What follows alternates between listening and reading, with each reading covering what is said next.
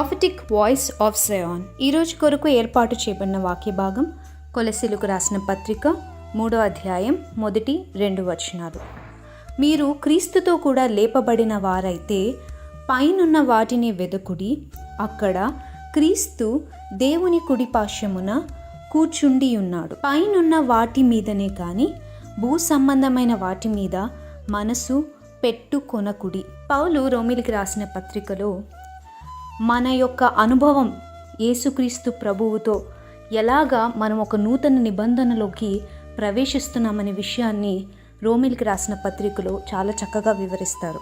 ప్రత్యేకంగా 6, 7, 8 అధ్యాయాలైతే క్రీస్తుతో మనం ఎలాగా సిలువ వేయబడ్డాము, క్రీస్తుతో కూడా మనం ఎలాగా భూస్థాపితం చేయబడ్డాము, క్రీస్తుతో కూడా మనం ఎలాగా పునరుత్థానంలో లేపబడతాము అనే విషయాలన్నిటినీ కూడా పౌలు ప్రస్తావిస్తాడు.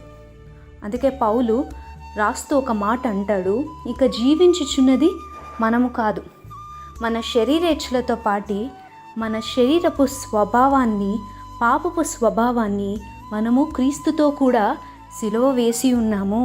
ఇంకా జీవించుచున్నది మనము కాదు, క్రీస్తే మనలో జీవిస్తున్నాడు.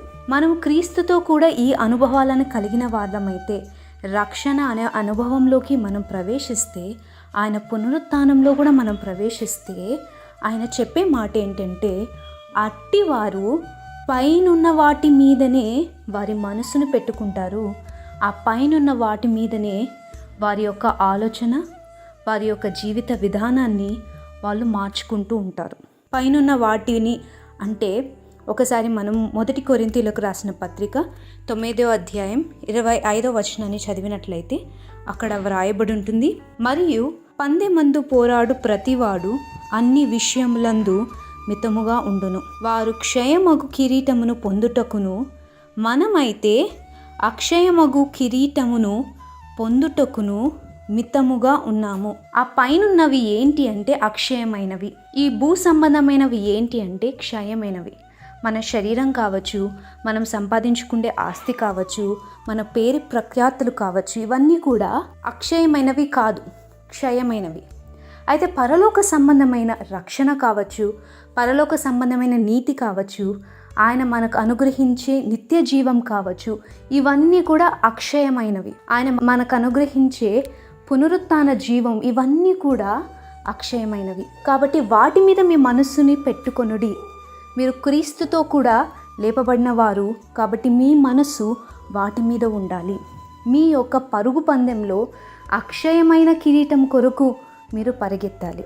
ఈ మధ్యకాలంలో నేను చాలామంది మిషనరీస్ యొక్క జీవితాన్ని ధ్యానించడం జరిగింది.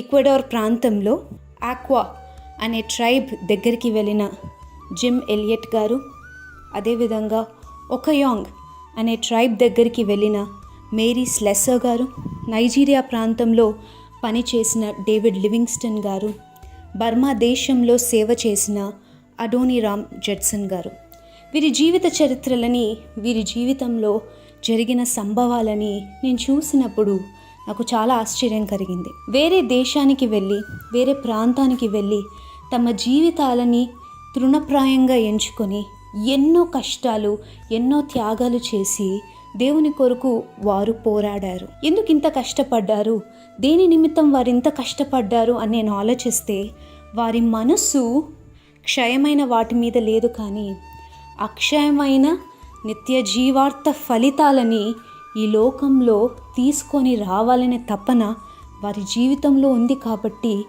ఎంతోమందికి, కొన్ని లక్షల మందికి, వేల మందికి వారి జీవితము ఒక ఇన్స్పిరేషన్గాను, వారి జీవితాలను గురించి ఇప్పటికీ కూడా మనం ధ్యానిస్తున్నాం. కాబట్టి రక్షణ అనే అనుభవంలోకి వచ్చిన మనమందరం కూడా మన పరుగు పందెము అక్షయమైన కిరీటం కొరకే కానీ క్షయమైన వాటి కొరకు కాదు. మన మనస్సు పైనున్న వాటి మీదనే కానీ ఈ లోక సంబంధమైన వాటి మీద కాదు. కాబట్టి మనము కూడా మన పరుగు పందెంలో అక్షయమైన వాటిని పొందుకొనడానికి దేవుని యొక్క కృపతో పరిగెత్తాలని కోరుకుంటూ, God bless you all. Amen.